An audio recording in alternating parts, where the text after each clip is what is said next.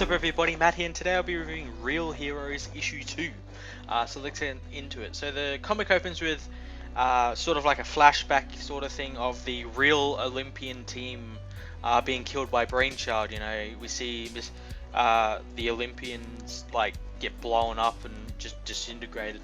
And we find out that that's video footage being showed to the actors that play these characters in our world by Schmitty. He's showing them like from like a hologram sort of thing, and you know they sort of say, they're like, the team sort of, you know, this ain't all real, this, you know, this isn't all real and everything.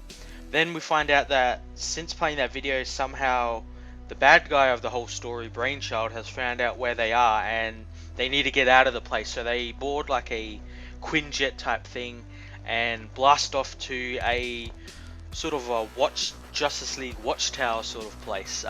This big fortress that floats in the middle of the sky.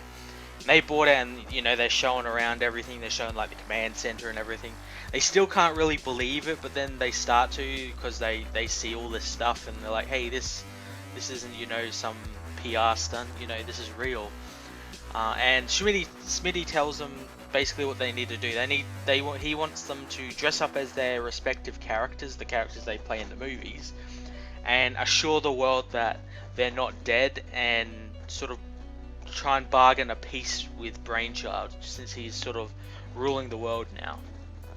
So they all get in their costumes and everything, and Danny, the guy who plays Patriot, goes and, you know, takes it's like cocaine or something, or some type of drug out of his clothes, and you know, because he's sort of like a drug addict sort of thing. He's like the Robert Downey Jr. before Robert Downey Jr. became sober. Anyway, Smitty tells him not to take those drugs because mixed with the sort of super soldier serum, I think they call it a booster serum, that he gets given when he's in Patriot mode, it'll basically kill him. It won't react well, like it'll like make the drugs effects amplify or something. Anyway, he gets into a sort of a little bit of fight with the guy who plays Mr. Olympia, you know, since they're sort of like clashing. They're like the Batman and the Superman, you know, polar opposites. Anyway, they start their broadcast, and you know, they say, hey, we want to branch a peace with Brainchild and everything. And then after the broadcast, Brainchild turns up at their place, and you know, with all these men and everything, and the team sort of stays together and everything, and the comic ends with Brainchild's men attacking the Olympians, and Brainchild doesn't really want that to happen because he's sort of there to talk with them, and then one of his big brute guys, you know, attacks them, and he's like, no, don't attack them. And then the comic ends with half the team falling out of the building while the rest are stuck with Brainchild. Yeah, this comic was pretty good.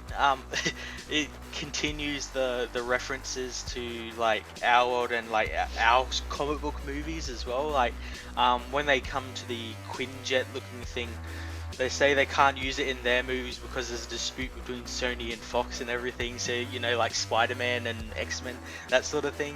And you know, the bad guy's played by Peter Dinklage and everything. Is pretty fucking funny. I really appreciate that in this comic as well. It's cool. It's cool. And yeah, the story is really interesting as well, because Smitty says like he only wants them to say they're alive, and then he's sending them back to their world. But obviously that's not the case anymore. So I was wondering, like, what are his ulterior motives? You know, like if he, like, what was he gonna do when he sent them back? Like, because then the world would still be out with the Olympians. So, you know, begs the question what he was planning to do. So yeah, I'm interested to see where this goes. I think next issue comes out next month or something. So yeah, keep an eye and ear out for it. I'm going to give this comic a 9 out of 10.